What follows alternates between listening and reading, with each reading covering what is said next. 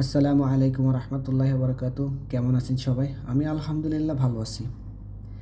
আমি আজকে ভিডিওতে দেখাতে যাচ্ছি আমরা বাকলাভা তৈরির মূল উপাদান যে ফ্লাওয়ার পেস্ট্রি শিট যেটা তৈরি করে থাকি ওইটা কতটা পাতলা হয় সেটা দেখানোর জন্য আমি ভিডিওটা করেছি। আর বিশেষ করে এটা কিন্তু বাকলাভা তৈরির মূল উপাদান।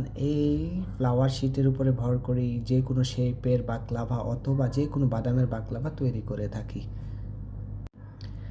এটা খুবই পাতলা, টিস্যু পেপারের মতো পাতলা একদম। অনেকে টিস্যু পেপারও ভাবতে পারেন কাটার পরে, কিন্তু আসলেই না। এটা যে কতটা পাতলা এটা দেখতে হলে কাছে আসতে হবে। এই যে দেখুন, আমি একটা দেখাচ্ছি কী পরিমাণ পাতলা। ওই পাশে থাকা লোকটাকে দেখা যাচ্ছে, ওই লোকটা কিন্তু আমি নিজেই। এই যে দেখুন, আমি স্ট্রেট করে রাখতেছি টেবিলের পরে, কেননা আমি এটাকে শেপ দেব। আমি এটা দিয়ে রোল বানাবো, তারই শেপ কাটার জন্য আমি এই টেবিলের পরে স্ট্রেট করে রাখতেছি। এইখানে 14 থেকে 15টি লেয়ার আছে ফ্লাওয়ার পেস্ট্রি শিটের। এই লেয়ারগুলো তৈরি করা খুবই ডেডিকেশন এবং ধৈর্যের ব্যাপার, আর না জানতে পারলে তো কখনোই হবে না।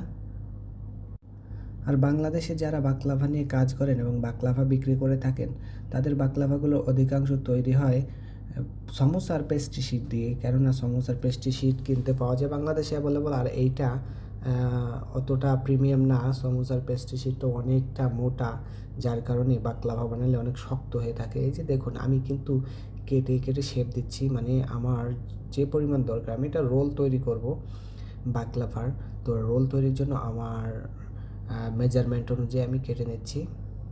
তবে এর মাঝে বলে রাখি, আপনারা যারা বাকলাভা প্যারাডাইসের ভিডিও দেখেন অবশ্যই বলবেন যে বাকলাভা প্যারাডাইসের কোন বাকলাভার ডিজাইনটা আপনাদের কাছে সবচাইতে পছন্দের লেগেছে। এবং আপনারা যদি বাকলাভা না খেয়ে থাকেন তাহলে অবশ্যই আমি বলবো যে বাকলাভার টেস্ট চেক করা উচিত।